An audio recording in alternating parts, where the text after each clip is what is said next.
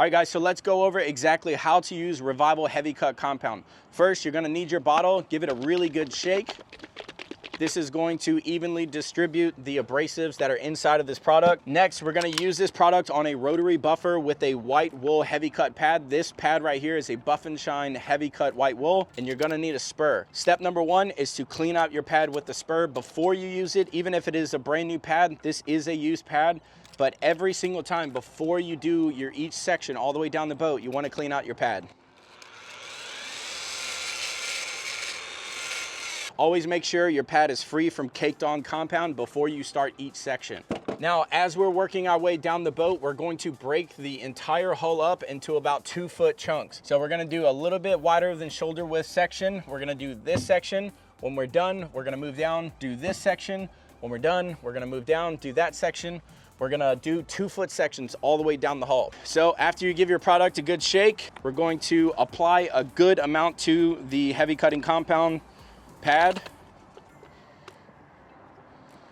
I like to use more product than not enough. We got our 2-foot section kind of mapped out, about shoulder width apart. I'm going to evenly distribute the product by dabbing it onto the surface. Now this time, I just like to do a light pump of my trigger so we can evenly spread it. All right.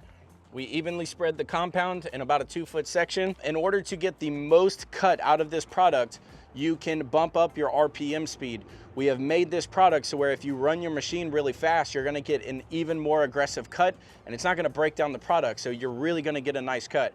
If you want a little less cut, you can just run your machine a little bit slower. And especially if you're new at boat detailing, run your machine slower and really go over it. But if you're more experienced, crank that bad boy up and get to work. So we're gonna do what's called a cross hatch pattern. We're gonna start here and we're gonna go side to side, cutting each section in half, or each pass in half, I should say. And then once we're done that, we're going to go up and down. And at the very end, we're gonna keep it completely flat and do one more side to side pass. So let's go ahead and get to work.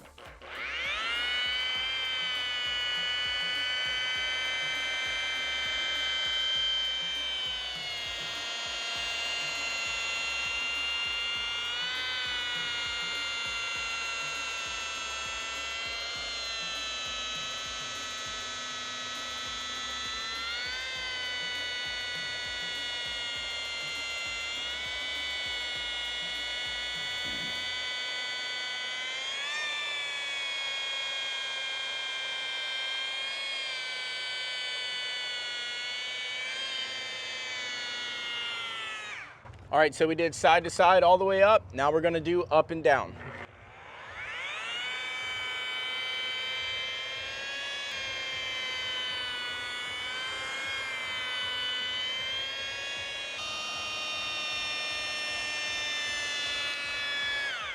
We're gonna do one more pass side to side. This time, I'm gonna keep my pad extremely flat and I'm going to do very, very light downward pressure. On those first 2 passes, I'm actually pushing kind of hard and I have a very slight tilt, just a very slight angle. I'm not crazy like this, I just have a light tilt. This time, I'm gonna do very light pressure and keep it nice and flat, and we're just gonna smooth out those abrasives and make the surface completely slicked off.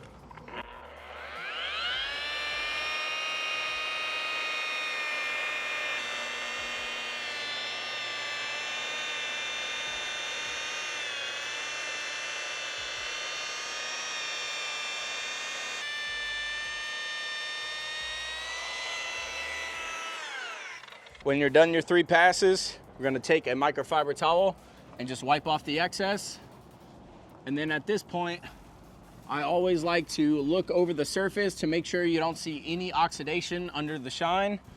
And it should be a perfectly consistent gloss all the way through. So that is it for the heavy cutting compound. Now this product will leave what's called swirls and holograms behind, and that is due to the heavy abrasive of the compound and the wool pad. So you will always want to follow up with a polishing step with either our Revival Polish and Protect or our Revival Medium Cut compound. If you want more information on those products, go to those products page and we'll have directional videos. Let's go.